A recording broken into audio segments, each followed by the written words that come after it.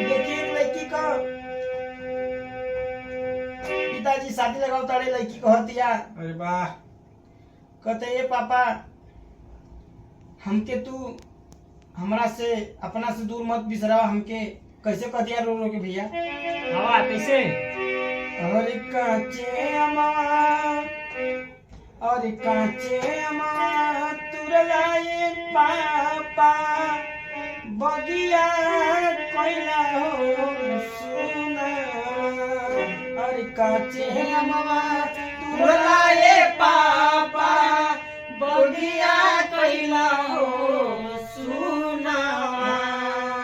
काचे अमा तुरला हो पापा बगिया कोइला हो सुना।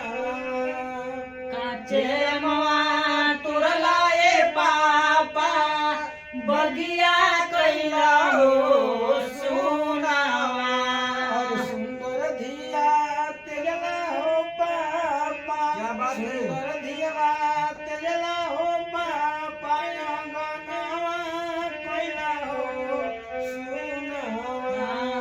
सुंदर धिया तेजला हो पापा अंगनवा कैला हो सुनावा। और सुंदर धिया तेजलाए पापा अंगनवा कोइला हो सुनावा।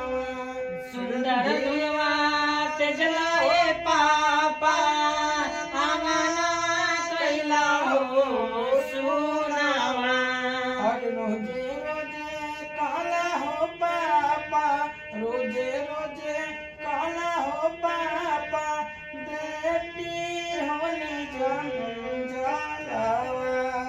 रोजे रोजे कहला हो पापा बेटी होली जंजालवा। और कबो नहीं कहला हे पापा कबो नहीं कहला हो पापा भैया होवे जंजालवा। कबो नहीं कहला ए पापा भैया हमें जंजालवा। और रोजे रोजे कहला हो पापा बेटी होली जंजालवा। रोजे रोजे कहला हो पापा बेटी होली जंजालवा। और काचे अमवा तुरलाए पापा काचे अमवा तुरलाए पापा बगिया कोइला हो सुना। काचे अमवा तोड़ला हो पापा बगिया कैला हो सुनावा।